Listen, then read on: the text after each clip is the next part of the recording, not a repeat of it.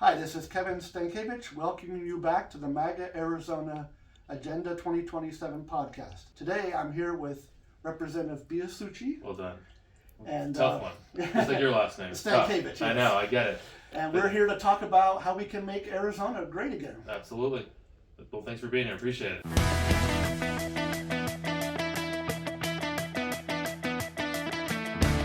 My main focus is on how do we make life better for the next generation. I mean, for all Arizonans, but especially for young adults who are struggling in today's economy, housing market. There's several different issues, but they all interrelate. Yeah. Like, a lot of people have a hard time with housing, and Sure. that's partially because of land use policies, Right. water policies, transportation policies. You're in the transportation Yep. committee. Yep. So what are your thoughts on making housing affordable again? Yeah, so the housing thing has been a challenge, I'll say, for me. So I've ran a few bills the last couple of years. The Starter Home Act was one I ran 2 years in a row. That had to do with just lessening regulations from cities and towns in regards to building, right? Mm-hmm. So what we're seeing now is a lot of cities and towns are coming in and they're making requirements on these new homes that they must have a tile roof, or they must have a brick wall, or the setbacks must be this, 10 feet. And for me, and in this bill, and I ran it with Senator Borelli, who was my seatmate. He's now moved on to be a supervisor, but we were saying, look, it's up to the homeowner to decide what they want. If they want shingles, they should have shingles. If they want a picket fence, they should have a picket fence. When cities are coming down and turning into HOAs, is what they're doing, and they're saying you must have a brick wall, that adds costs, right? When you must have a tile roof, that adds costs.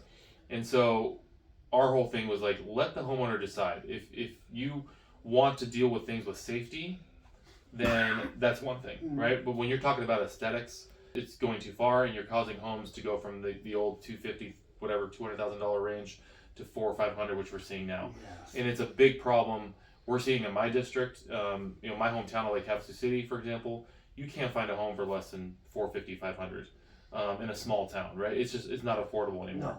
But the reason that's happened is, in my opinion, is that you have all these cities coming down with more regulations, more red tape, and so our job as a legislator is to get rid of the red tape, get rid of yes. big government, especially as a Republican, right? Yes. And so I ran that bill. Unfortunately, it was vetoed by the governor. Not surprised.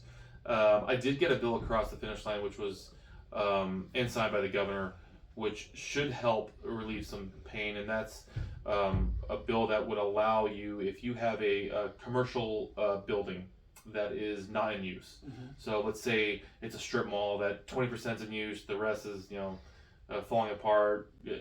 I allowed that to be converted to condos or apartments without going through the rezone process. I like that. And it was a big win, right? We got it, and it was bipartisan, which was great, signed, but it was along the concept of, here you have a building that's already been used for commercial purposes, right? So the parking's there and infrastructure's there. Why wouldn't we allow it to just be converted to an apartment complex? Yes. Same kind of foot traffic, get rid of this red tape. I mean, I had pushback, of course, but we got that across the finish line. So we need to do more things like that, right? Get rid of the red tape. I'm a firm believer that once you do that, it just allows you to build products without all this, extra stuff that the homeowner doesn't even want or need. Yes. I'll share a quick story. I had an intern last year who he was in the Marana area, and he gave me, because I was writing this bill, he goes, Representative, I appreciate what you're doing, because my wife and I bought a new home, and in this community there were 4 styles of homes, and my wife wanted the house to be white, and the development came and said, well, you can't have white, you have to have brown or red or whatever. Well, we want white, and they said, well, you can't have white.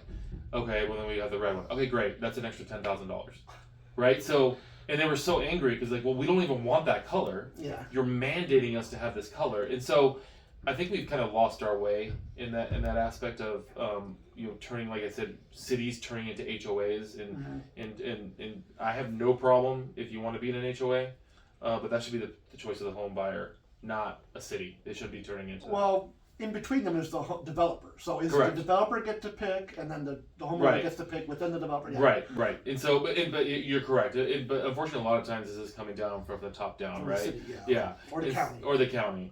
Right, so it's something I think we need to move more in that direction of, let's get rid of these setbacks. Let's get rid of these whole things. Well, you can't build 1,000 square foot home on a 2,000 square foot lot. Well, why can't I? Yeah. Like, if I can make it work, and I'm within fire code, and I'm within all the things for safety, why can't I do that? But cities are doing that. They're saying you cannot build a home less than 1,500 square feet, or you can't build. But again, we're getting away from the property rights, and I think this is why you're seeing things go through the roof. That's one reason. Yeah. Right? Well, what about state regulation? Because you're talking about state preventing local governments from overregulating. Right. What about state regulations itself? So state regulations, I mean, I will say this: at the state level, we are getting better, right? Especially as Republicans, like, we're getting better in saying, okay, we're not going to have the rental tax anymore. We're not going to allow, cities to be HOAs, like the bills that we're trying to push. We got rid of the property tax for the state side, right? The counties still have it. Mm-hmm. So we're doing things at the state level, and I believe it's because of the Republican majority, where we're getting rid of these regulations and all these things that are causing the price to go up. We have more work to do, without a doubt. I have a bill this year that's going to move the hedge fund companies, these investment firms that have now come into the state, and they're gobbling up all the homes, single family homes, manipulating the market, causing the price to go up. And a lot of people don't know this. They're being assessed a tax ratio of 10%, which is the same as you and I would as a single family homeowner. But they're a corporation. And the corporations have a higher rate. Supposed to, right? Commercial, yeah, if you're a commercial entity, hotels, right, commercial buildings, anything that's a business, you're at 15. I see. So they found the loophole. And look, I tell people all the time, I don't blame them. BlackRocks, Blackstones, right? They have lawyers they pay millions of dollars to. They find the states that have these loopholes. Arizona's one of them. So my bill is actually reversing that. We're moving them to the 15%. Yeah. I do believe, though, that that is seen as it could be seen as a tax increase, right? But the same bill is actually removing the property tax completely. If you're over 62, you've paid off your mortgage, and you've lived here for 2 years. Okay. So now that doesn't help the younger generation, but it does help our senior population, which in my district, we have a very large senior population that is, it's tough to make ends meet. They're on a tight budget. A lot of them, they might already own their home because they've been paying their mortgage off, the last 30 years. I think it's the right thing to do to reward that with saying, look, you've been paying into the system for all these years. At what point do you say the government doesn't own my home anymore, right? Because if you think about it with property tax, you never truly own your home because they could foreclose on you if you don't pay your property tax. They can take your home if you do not pay your property tax. Yeah. So I think that's a bill that's going to do one of two things. It's going to help either these hedge fund companies are going to leave because as much as I do, it's all about the penny. Yeah, if their profit margin shrinks, it's no longer worth it. They're out, right? And I'm hoping either that happens and they say we're out, and then you hope that the market more supply comes to homeowners. Yeah. Which anybody knows in business, prices. Supply and demand is what it's all about. And so, or they stay. I don't think they would. And just pay more in taxes. And they pay more in taxes, which will help offset by seniors. Exactly. So it's a win-win. But I think we need to do more things and get more creative for sure. Well, talking about housing supply, the biggest issue, at least for me in Queen Creek, but other areas in Arizona, is the water issue. Yes. We're told you're not allowed to build any homes because supposedly there's no water, but there's water. It's just a matter of how it's allocated or whatever. Absolutely right. And I think we see that when you see these big companies come in, they use a lot of water, right? Whether it's TSMC or big water companies that get approval all the time that are using massive amounts of water. We're allowing that, right? And that's fine. But when you try to build a home, it's like, well, that's too much water. So I agree with you. I think it's a matter of we have the water. It's how it's allocated, number one. And number two, I think we need to make sure that we're taking advantage of the policy we've passed the legislature. For example, we've opened up dollars for desal on brackish. We have a lot of brackish. Yeah, I was talking to another legislator about that we have so much brackish, semi-salty water, not like salty like the ocean. Right. And with modern desalination technology, this could be used. 100%. And maybe the first contender would be the AI data centers. Yes. If they have tons of money, They're building their own power plants. Right. Why can't they build their own filtration, Absolutely water right. filtration? I agree with you. It's not even seawater. And I think that's something that we as a state also need to move forward with when we make these deals with these big companies to come here, which I'm all about bringing in, right? You want to bring in jobs and bring in, but they should make it better, not worse. And we do that, right? We do that with, I believe it was Nestle. I could be wrong, but they moved into the West Valley.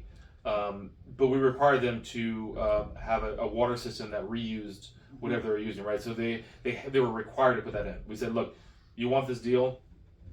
You need to do these certain things to make sure the water's being reused and you're not wasting it. So there's no reason why we shouldn't be doing that with all these other big companies to make sure that we're preserving that water for people that need it most, and those are the homeowners. Because if they want employees to be attracted to work, they need affordable housing available around their factories. Absolutely it's correct. in their enlightened self-interest to have water available to build housing for their own employees. Absolutely right, and it's something that it's a big deal, especially in rural area.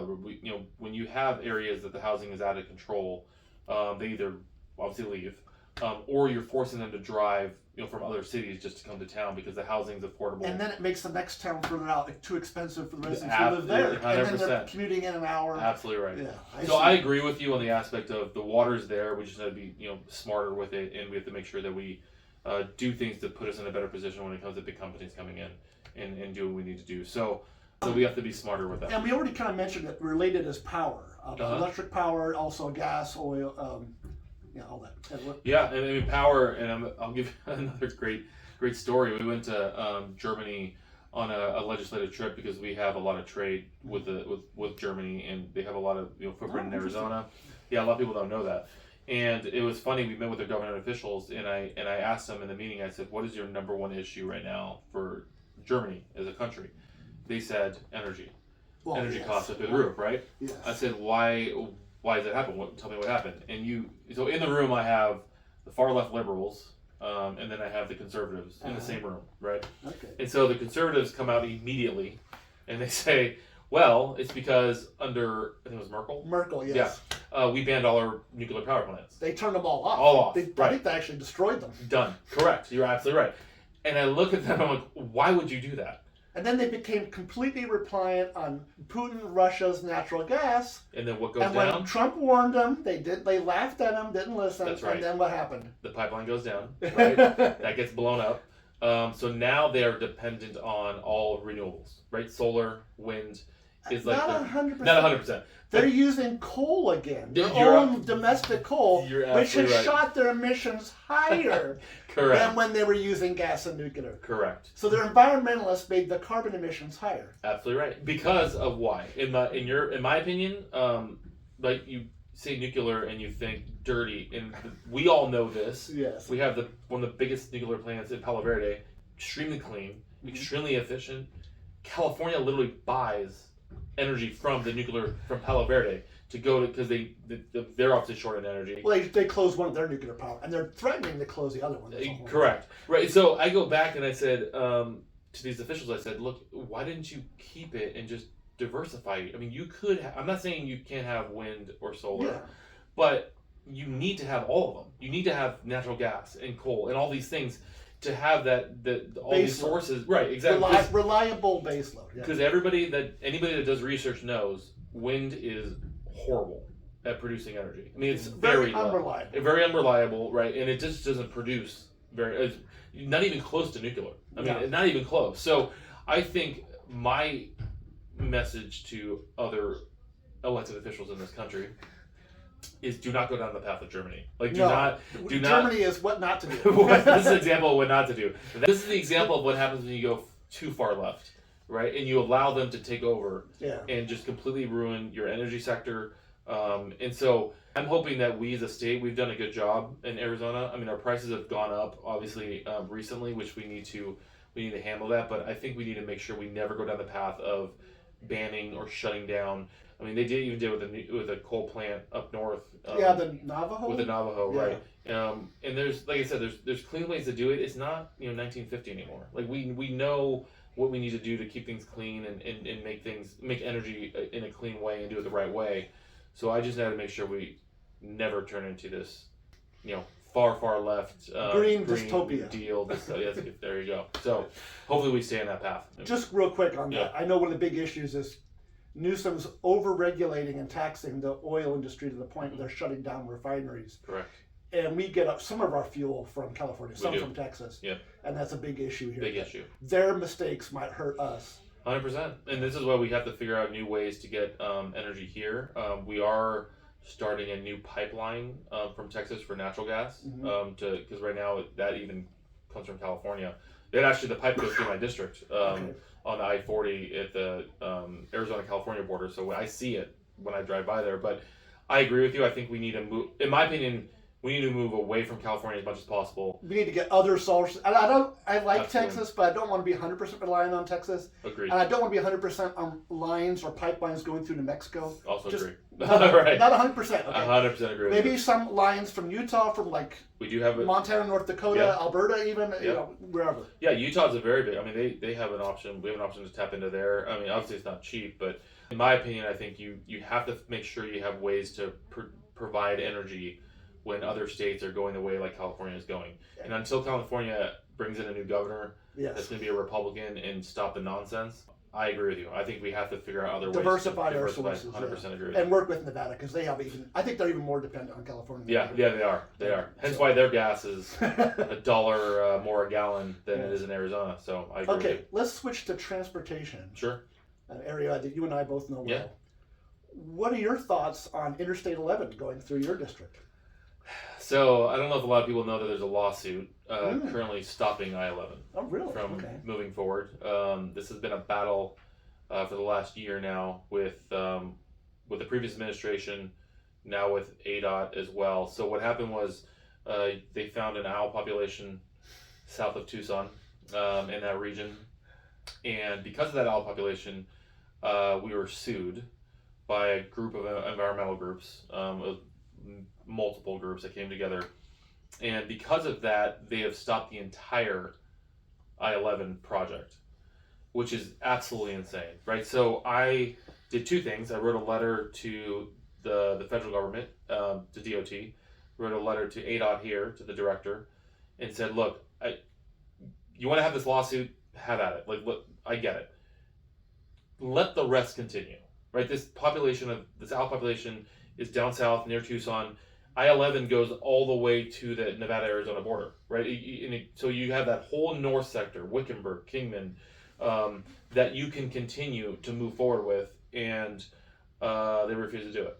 So unfortunately, they said, nope, as long as the lawsuit's there. So I finally called DOT directly about a month and a half ago, spoke to the administration, and I said, look, anything we can do, I'm asking you from the federal government to get a meeting with those suing the state and just say, look, lawsuit's fine. You guys want to do that? Have at it.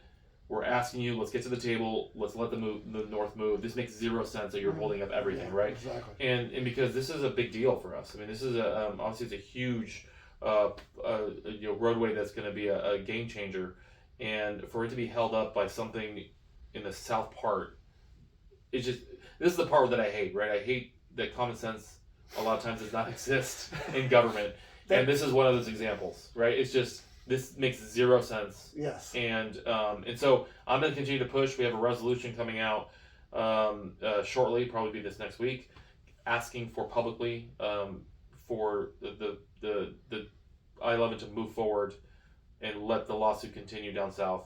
So hopefully this catches wind. And we can get moving on this thing. I agree. Let me know how I can help get the message out. Absolutely. Absolutely. I fully support that. In fact, I've been studying this I-11 issue for years, and I know it's very popular, or more popular in your area, northern Arizona. Right. But in southern Tucson, Arizona, it's very unpopular. Correct. They don't want it in Pima County. Hence the owl population that they found. They found, yes. Very convenient. It's interesting. I know, and it's funny how it works. And I did a podcast on this earlier.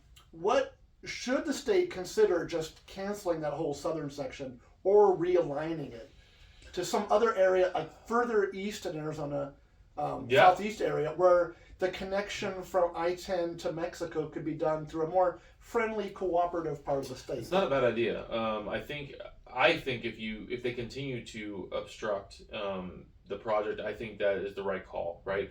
I also believe that you need to, I am a supporter of Congressman Biggs. I Yes. think I hope and believe he'll be our next governor. I think that changes a lot of things as well, right? Yes. Because directors are appointed by governors. I think you're going to have more cooperation if you have an administration that's Republican in the state that's going to listen and push harder to maybe start this up. So I'm hoping that happens in November. I hope that we can then revisit this as soon as he gets sworn in, and we can say, boom, let's attack this. If for some reason it continues to get held up, I agree with you. I think we then look for a new path. Right? Yeah. You guys don't want us?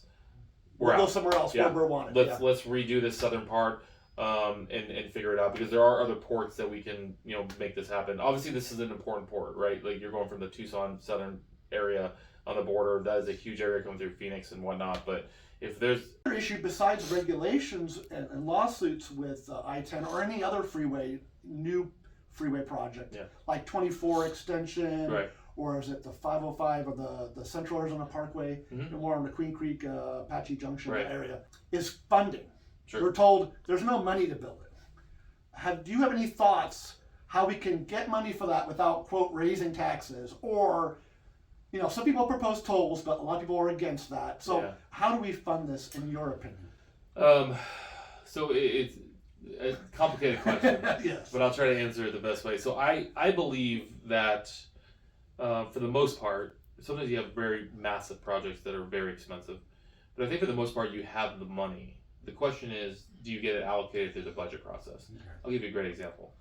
Highway 95 through my district, Lake Havasu, Bullhead is a big chunk of my district that has the Highway 95. Had not been repaid for 30 years. Wow. I was told the money wasn't there. I was fortunate enough to become the majority leader in the Arizona House, and so I'm in the budget negotiations, and I realize that is not the case. It's just a matter of money is going to other areas, and they are not a priority. So I got the money to repave Highway 95 and Bullhead, Lake Havasu, and the money was there, and it's now complete, and it's beautiful, and it's first time in 30 years it's been done, and so I think that's one part, right? Like, I think projects take priority. ADOT has a 5-year plan, they call it, and if you're not in the 5-year plan, then good luck. Yes. You got to try to get there. So I think that's a part of it. Is when you look at the budget, you look at all the where places money are going. I think there are things that we waste money on, in my opinion. Right? There's programs that we shouldn't be doing. Yes. Not the role of government.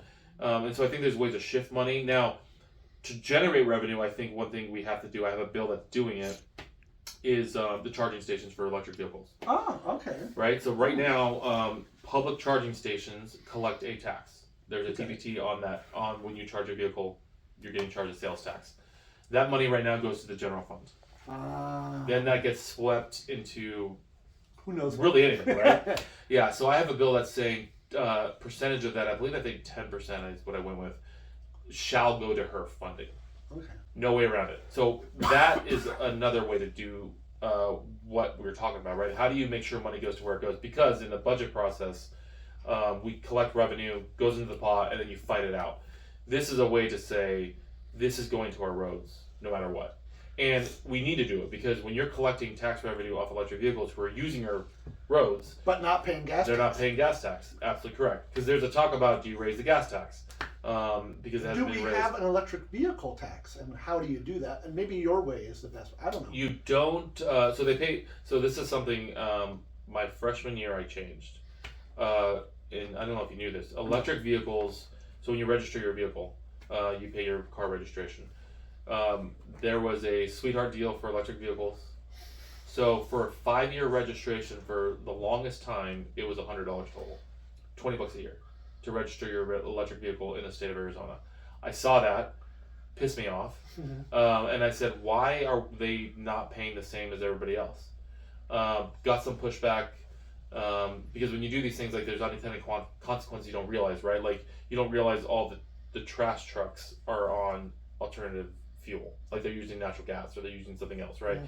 And then you realize, okay, so what we did is we actually changed the laws, and we actually eased it in. It was over, I think, a 3-year period. So now in the state of Arizona, I think as of, I want to say 2023, all vehicles of alternative energy pay the same as every other vehicle. That has generated massive revenue. Just think about how that went from $100 for 5 years to, I don't know if you've registered a new car lately. I mean, you're talking $500 probably a year, right? So that revenue source has increased. So there's ways to generate revenue without raising taxes, and I think we have to, obviously exhaust all of those. Or tax fairness, but yes. Right, correct. Or before we talk about raising tax, adding a tax, I think step one, you find these creative ways. Step two, even playing fields, which we do with the electric. And then at some point, if we need to figure out, okay, how do we make sure the electric vehicles are really paying into the system? I think we got to either raise that percentage that we take from the sales tax from these electric vehicles when they charge their cars, or think of another route. So, yeah, I mean, I am going to do everything I can to make sure we don't raise tax completely if I can. Okay. But we definitely have to find other ways, for sure. I have one alternative idea Okay. to pay for transportation without raising taxes, to take advantage of a resource we already have. Okay. And it's really an old-fashioned method. Okay. 150, 200 years ago, when we built the transcontinental railroads, Right. we had land grants. Railroads built their own private railroad, and they got free public land that was along the right-of-way. Gotcha. We have all this Oh. state land and Good federal point. land, BLM land, Right. and that's where a lot of development is going, or Right. at least they need roads to serve it Sure. in those areas. Sure. Why not offer the developers or other private road operators, instead of saying you can build a toll road, say you can build a road, it's free for the users, but you get the land around it. And because you're putting a road out in the middle of the desert, Right. you make that land more valuable. Sure. You get to keep that increase in value. You can sell that land next to the road to developers for top dollar, whatever they're willing to Good pay. idea. And they get Good the money idea. back. Yeah. I And it like that doesn't idea. cost us anything except land that's not being used for anything. Right, it's not being used anyway. And I think one way is a really good idea, and I like it because I think one of our big problems right now is you have a state land department that oversees all the state land in the state of Arizona, but they don't know the needs of Mojave County or Pinal County or Pima, right? And so there's a bill I'll be dropping shortly that's going to get rid of the state land department and create state land directors in each county for this purpose exactly, right? Because they know if you have somebody that's elected in the county in charge of the state lands, they know what the community needs more than some person here in Phoenix, right? Mhm. And that opens up the door for what you're talking about. That allows them to say, okay, we have this chunk of land that's state land, nobody's using it. Let's sell it. We can develop it. They're closer to the people, they're closer to the businesses, they're closer to the community.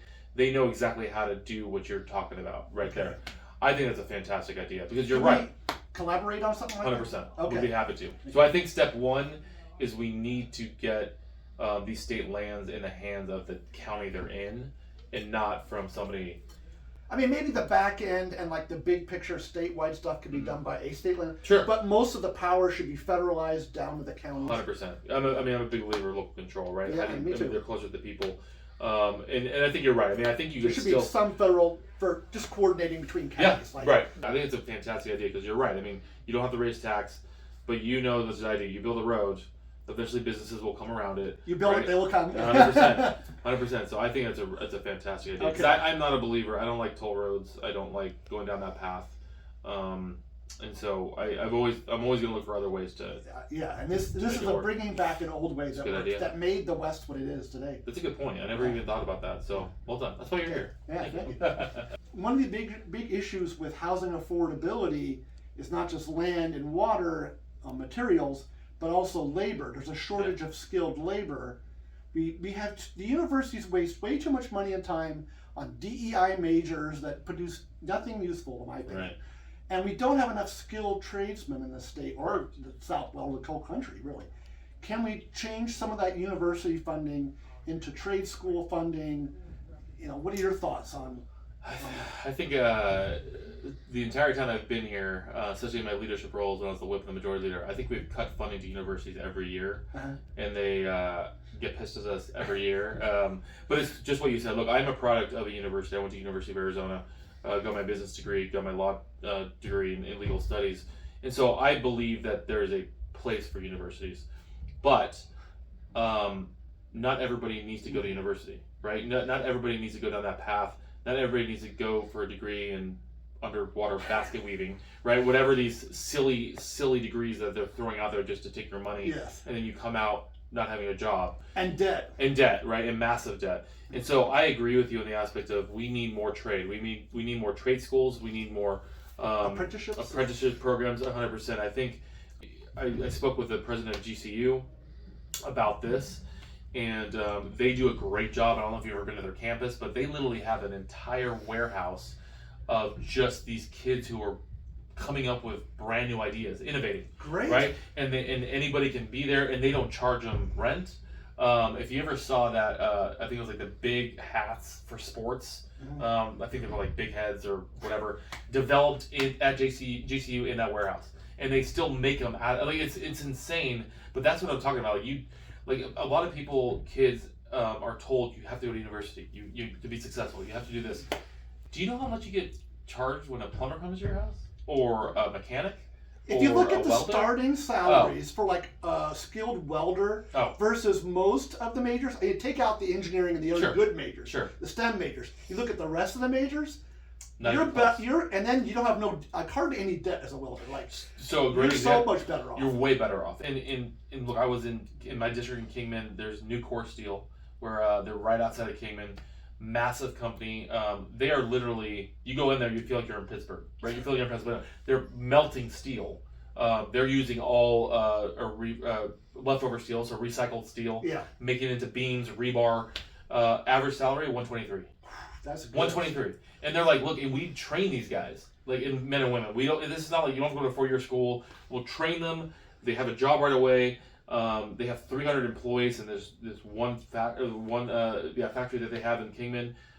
Incredible. Like that salary. Like how do you compare that to any of these other schools where you come out with $40,000 a year? Unless you're in engineering or some other really good STEM field. Medical, engineering, medical doctor.